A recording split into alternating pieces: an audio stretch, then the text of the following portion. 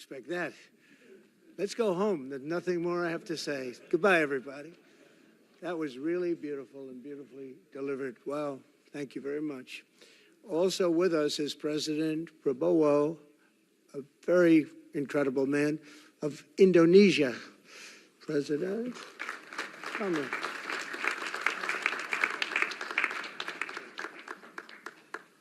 Great job. President Abbas of the Palestinian Authority. See, we have them all. We have them all. Great, great. It's good to have you. And so many others. I really have a list here. This first three rows and what's standing behind me, I don't know why they chose to stand, but that's there. They're going to be very famous tomorrow, all of them. We have the Arab League is represented by His Excellency, and thank you very much for being here. Thank you very much. We have Armenia, and Azerbaijan. That's a little war that we stopped. That's a little war. There they are. Look at them. They're sitting. When I met with them, it was in the Oval Office. They fought for like 31 years or some crazy number. And they had one sitting on that side of the Oval Office, one sitting. By the time we finished in 1 hour, they were both hugging each other. And now they're friends and they're getting along great. Look at it. So I want to thank you both. That's incredible. Really incredible.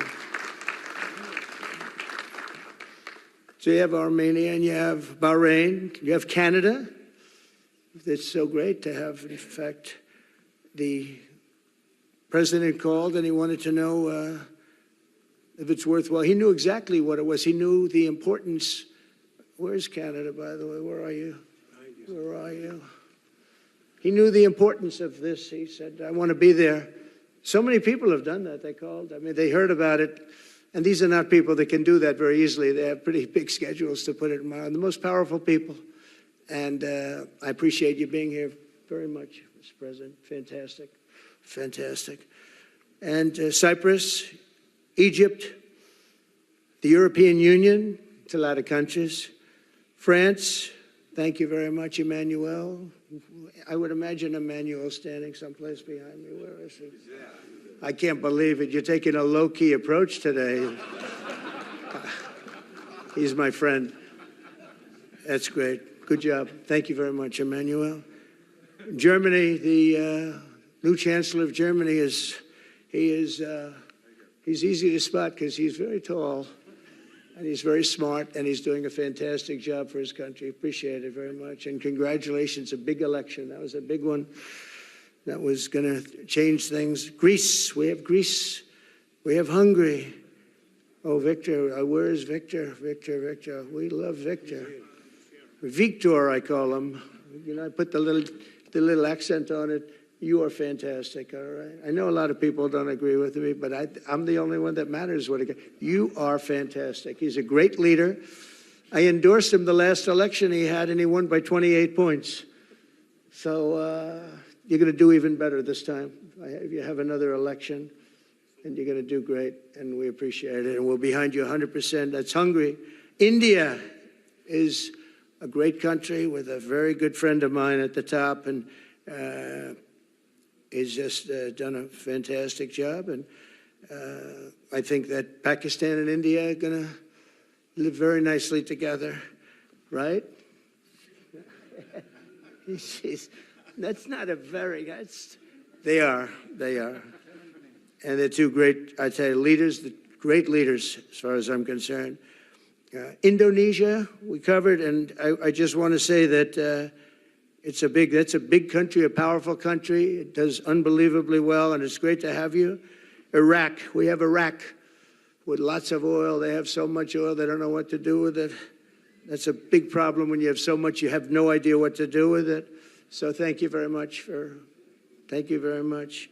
Italy, we have a young woman who's, I'm not allowed to say it because usually it's the end of your political career if you say it. She's a beautiful young woman. Now, if you use the word beautiful in the United States about a woman, that's the end of your political career, but I'll take my chances. Where is she? There she is. You don't mind being called beautiful, right? Because you are. Thank you very much for coming. We appreciate it. She wanted to be here, and she's incredible, and they really respect her in Italy. She's a very successful politician. We have Norway. Oh, Norway. Norway. What happened, Norway? What happened? Where's Norway? Where is he? We have Johnny. We're going to the World Cup. I can tell you that. Where's Norway? I don't think he wants to stand. Oh, he's back there. Well, we have Norway. Oman. Again, we have Paraguay. We have really fantastic representative from Saudi Arabia. Thank you very much. I'll tell you what, and this time we'll get you the best seat. He always gets the best seat. He deserves the best seat. But what a great place it is. Spain. Where's Spain? Are you guys working on him with respect to the GDP? We'll get close. We'll get close. But fantastic job you're doing. And UAE, which is great. United Kingdom. Where's United Kingdom? Where's our friend? Where? Come here. Is everything going good? Very good. That's very nice of you here. These people all came in like 20-minute notice, and I think it's fantastic. And we have so many others, and just so many others. And it's such a compliment to what we're doing, because what we've done is something very unique and very special. So it's perhaps the wealthiest and most powerful group of nations ever assembled at one time, which is a big thing. We have achieved together in recent days a change that really is historic, and it's going to be remembered forever. And I want to thank the American team for their amazing work, and I want to thank, I think he'll go down as the greatest Secretary of State in the history of our country. I really believe that, Marco, or I wouldn't say it. Marco Rubio, I wouldn't say it. Maybe I would. You're doing a great job. I'll tell you, he's on course to do it. We've done a lot of work in 9 months. We've done a lot of work. I say that, 1 year ago, a little more, but 1 year ago, America, the United States of America was was a dead country. The king told me, and I use that, he said, sir, 1 year ago, it was a dead country. Today, you have the hottest country anywhere in the world, and it is. It's the hottest country. So many investors are here. We have over $17 trillion being invested in the United States, which is a record that nobody has ever beaten. I don't think anybody will. And we still have 4 months to go before it's a year. So in 8 months, we have over 17 trillion. We're actually very close to $18 trillion. There's never been, as an example, the previous administration had less than $1 trillion over 4 years. We have, we're close to breaking $18 trillion in 8 months. That's pretty amazing. No country's ever done that.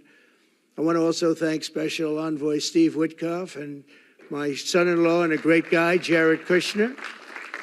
And I even have my daughter here, Ivanka. Ivanka, please stand up. Ivanka's here. Wow. Thank you. Thank you, Ivanka. We have a great team, and we have, as you know, General Raisin Kane. We have John Radcliffe. We have Tom Barrack. We have really a lot of good talent. We have Pete Hegseth, who's now Department of War as opposed to Department of Defense. We made a little change. Somehow I like the name better, so do you, so do a lot of people. But the momentous breakthrough that we're here to celebrate tonight is more than the end of the war in Gaza. It's with God's help. It'll be the new beginning for an entire beautiful Middle East. From this moment forward, we can build a region that's strong and stable and prosperous and united in rejecting the path of terror once and for all. We want to get rid of the terror and get on to other things. There are many other things in life that are so good. The final sprint to this deal began less than 3 weeks ago on the sidelines of the United Nations in New York. I met with many of the people in this room, and it all just started coming together. I've known so many of you for so long. You're friends of mine. You're great people. I have a couple I don't like in particular, but I won't tell you who. I have actually a few of them I don't like at all, but you'll never find out who they are. Well, maybe you will, come to think of it. But I have most of you who I like a lot, and I respect a lot. Maybe that's more important. We listened, and We exchanged ideas, and we kept pushing forward until the job was done, and the first steps to peace are always the hardest.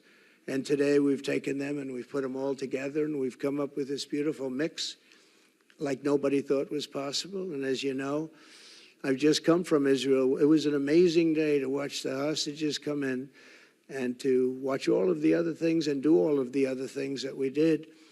And like all of us here this evening, the Israeli people are overjoyed that the war has ended. Many of you have had dancing in the streets. They had dancing in the streets.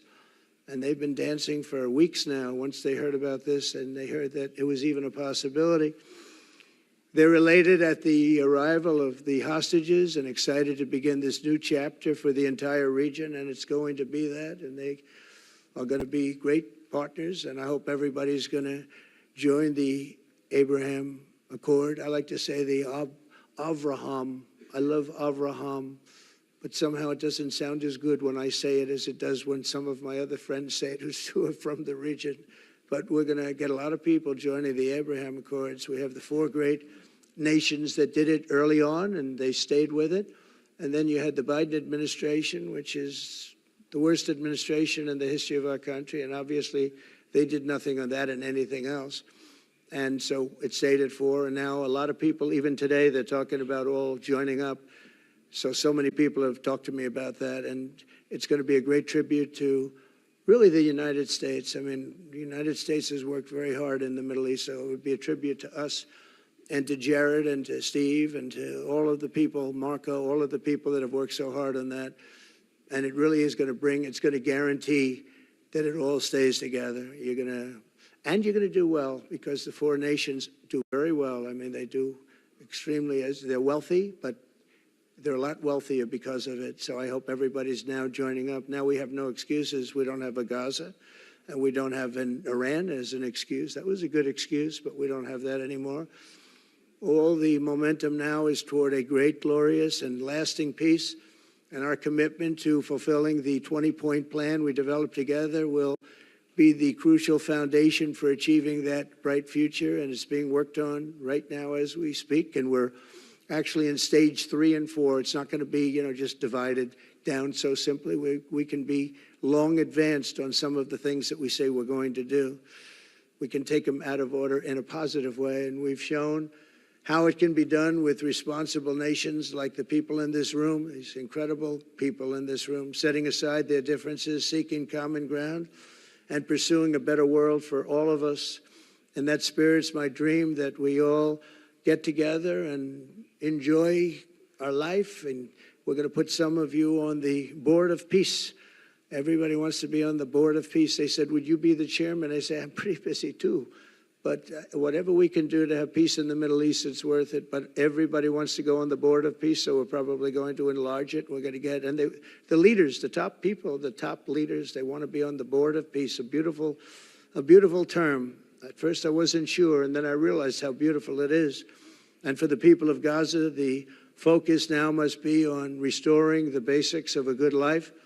We're going to have a lot of money coming into Gaza and a lot of rebuilding and building. It's not so much rebuilding, it's really building, cleaning up and building. And I'm pleased to announce that numerous countries of great wealth and power and dignity have come forward to me just today and over the last week to say they want to help in the reconstruction of Gaza, putting up whatever money is necessary. And the money is, of course, it's a lot of money, but it's not much compared to the value or the wealth of these tremendous countries.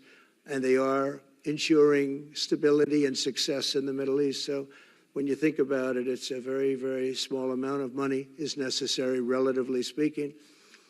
And as those commitments are made, I'm going to let the world know who is doing it, because they really deserve great credit for doing it. And they're going to do something that's really monumental. This is a monumental day. This is a monumental moment in the history of the world beyond the Middle East.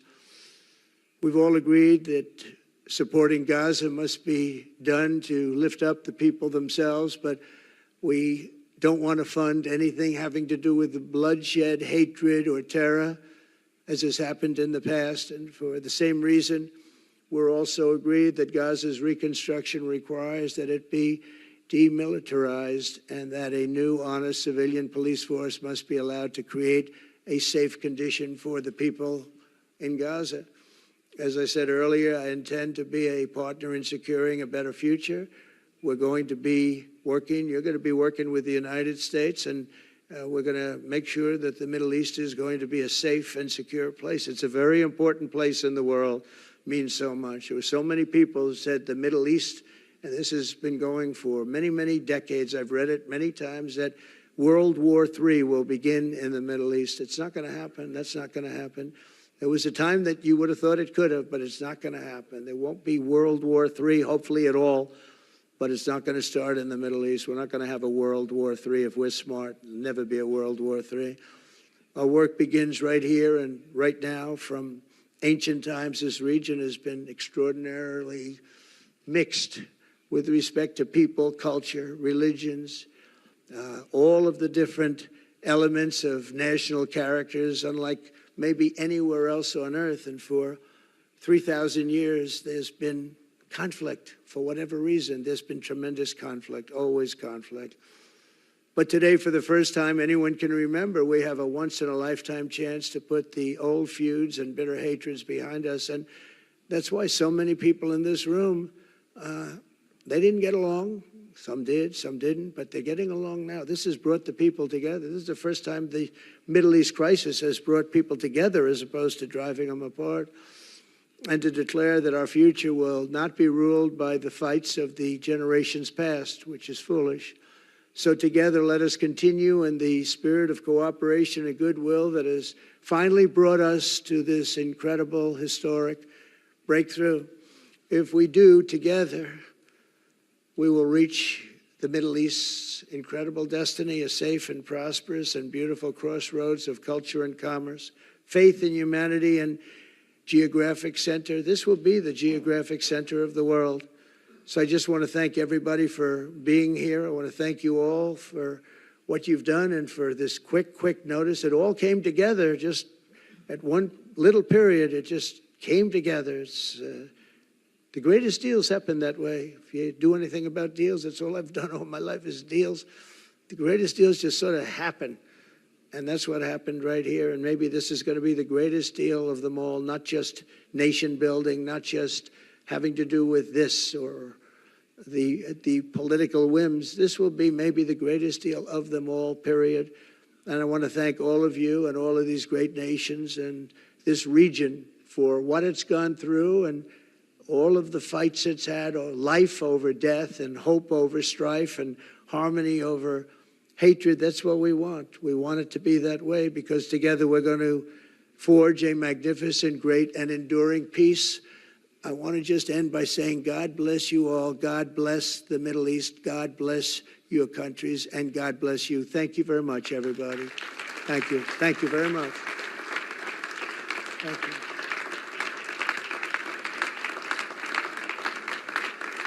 Thank you very much.